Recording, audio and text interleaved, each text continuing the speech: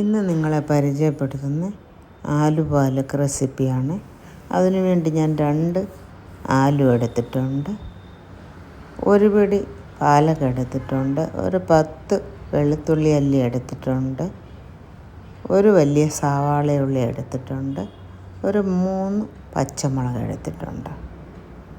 ഇതിനാവശ്യമായ സാധനങ്ങളാണ് ഇത്രയും. ഇപ്പോൾ ഒരു പാൻ വെച്ച് 1 ടേബിൾ സ്പൂൺ എണ്ണ ഒഴിച്ചിട്ടുണ്ട്. ഞാൻ ഇതിനകത്തൊരു 1/4 ടീസ്പൂൺ ജീരകം ഇടാം. നല്ല ജീരകമാണ് ഇടുന്നത്. ചൂടാകുമ്പോഴത്തേക്കിന് ഇടാം. നമുക്ക് ഇട്ടിട്ടുണ്ട്. ഇതൊന്ന് പൊട്ടി വരുമ്പോഴത്തേക്കിന് നമുക്ക് എടുത്ത് വെച്ചിരിക്കുന്ന വെളുത്തുള്ളി ആഡ് ചെയ്യാം.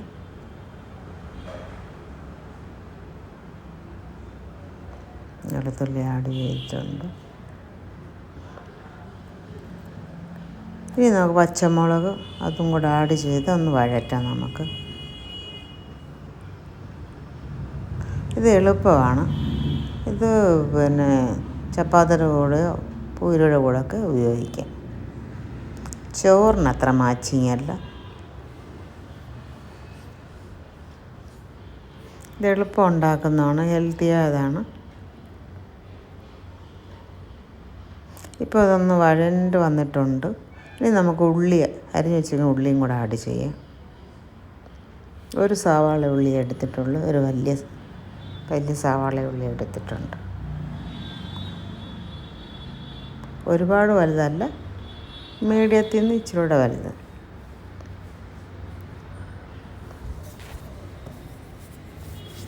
അതും കൂടെ ഒന്ന് ഇപ്പം ഉള്ളി ഇട്ടിട്ടുണ്ട്. ഇനി നമുക്ക് നല്ലവണ്ണം ഒന്ന് മിക്സ് ചെയ്തിട്ട് ഒന്ന് അടച്ച് വെക്കാം. നമുക്ക് ഒരു 2 മിനിറ്റ് ഒന്ന് അടച്ച് വെക്കാം.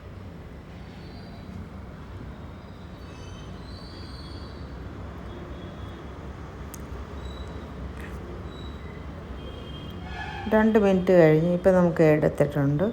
ഇനി നമുക്ക് ആലു ആഡ് ചെയ്യാം. 2 ആലു എടുത്തിട്ടുണ്ട്, ചെറുതായിട്ട് കണ്ടിച്ചതാണ്. അതോടെ ആഡ് ചെയ്ത് ഒരു 1/4 ടീസ്പൂൺ മഞ്ഞൾപ്പൊടി, 1/2 ടീസ്പൂൺ ഉപ്പ്.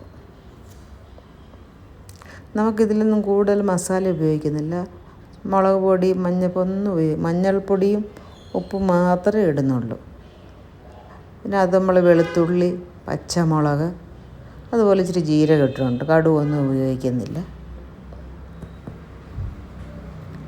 ഇതൊന്ന് അടച്ച് വെക്കാം. നമുക്ക് ഈ ആലു വേവാൻ വേണ്ടിയാണ്. ഒരു 10 മിനിറ്റ് വേണ്ട. ഇപ്പം നമ്മുടെ ആലു വേണ്ട പകുതി കൂടുതൽ നല്ലതായിട്ട് വെന്തിട്ടുണ്ട്. ഒരുവിധം വേവായി. ഇനി നമുക്ക് ഇതിനകത്തോട്ട് എടുത്ത് വെച്ചിരിക്കുന്ന ഒരു പൊടി പാലൊക്കെ കഴുകി അരിഞ്ഞ് വെച്ചിരിക്കുന്നതാണ്. അതും കൂടെ നമുക്ക് ആഡ് ചെയ്യാം.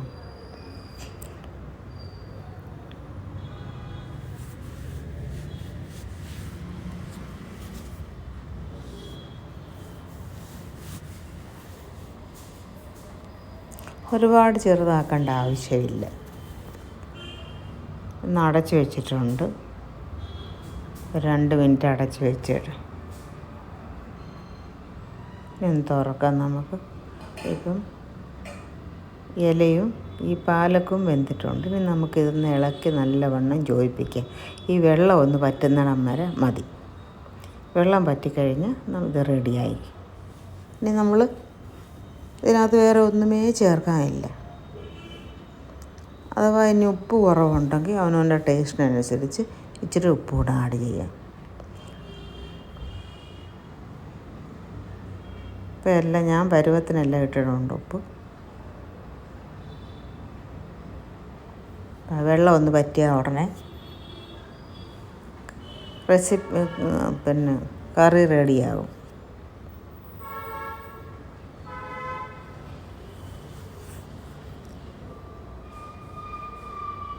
ഇപ്പം വെള്ളമെല്ലാം പറ്റിയിട്ടുണ്ട്, കറി റെഡിയായിട്ടുണ്ട്.